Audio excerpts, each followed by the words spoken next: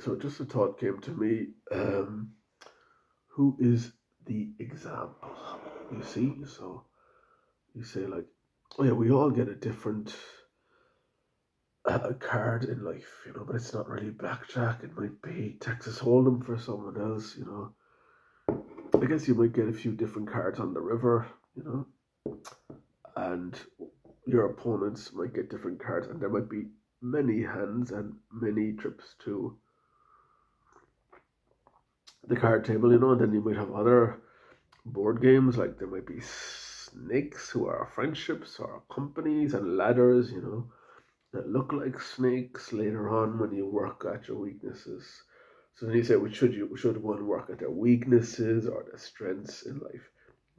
So another concept that's kind of superior to this, or inferior, depending on how you look at it, is who's the example? You see, so who's the example? Like someone who lives in like a sensitive neighborhood, with this maybe trouble on the rise. It could be urban, rural, any country in Europe. Um, where I've been, I can't speak for other continents, really only Europe. I'm quite insular, European, I guess. And what would you say? Who's the example? I mean, means like someone who just goes to work for the minimum wage, in a supermarket or something like that in France or Germany, like Netto Market or Intermarché, or someone who stays in the Cartier like neighborhood and causes trouble, stands outside the buildings, saying nasty things to people, does things for get rich quick schemes. So who's the example? Who's the example? Who's going to be made an example of? Maybe not by police or something like that, or the government, but by some other higher power, like the dead people in the graveyard or whatever, who might have had something else, some conflict they fought in, or some famine or something like that. I put a flower, a daffodil, on the family graves in our village there 2 days ago, and I just said one prayer. I just said, "Thanks for looking after me." Because I prayed at that spot a couple of years ago. The grass was freshly cut the other day. It's actually wet from the rain, and I said, "Thanks for." What I mean by that, it just means there was no real fancy headstones there or anything. It's just a mass grave. It's just kind of the death of medieval Europe. It's not really any race oppressed them or anything like that. It's just kind of Louis the 13th, wanted to bring in the convent system to give people shame, and then maybe there came a point when the convents had no shame and that kind of thing. So it's the same with industrialists. Industrialists were bought in to give people a system, and then they gave people an arms race as well, and now it's time to give industrialism a second go. So who's going to be the example on the stock markets now? Is it going to be people who just make money? Or what are we going to do? Goldman, Morgan, and Citigroup, we're going to buy shares in all our competitors as well. So if I was a car company, General Motors, I could buy some on the Nikkei, some shares. Some on the Nikkei could buy some on La Bourse Caron. Some on La Bourse Caron could buy some on DAX. You see. So who's the example? Is it going to be someone who tries to crush just a business just for profit, or somebody who tries to maintain share prices, I guess.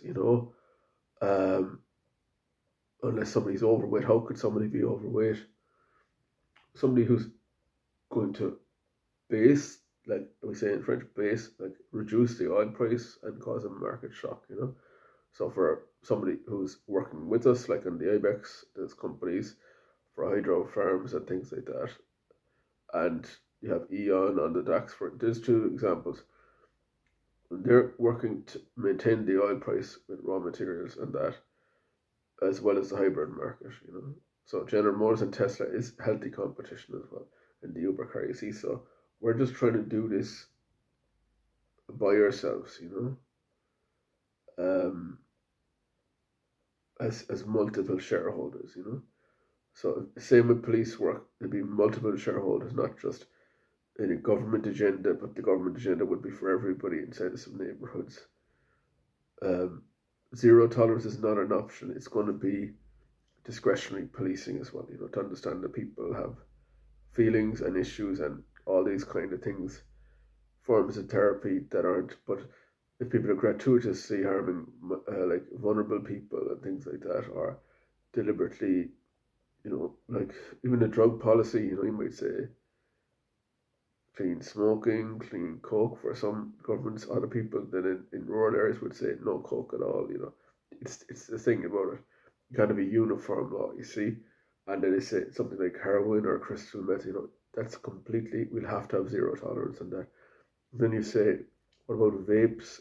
Should how clean vapes, and what about the drinks industry? Are they just some kind of a lobby of like 1% of people who are trying to run people off the road with a big session, big booze up, with wanton disregard for what pharmaceuticals are trying to do?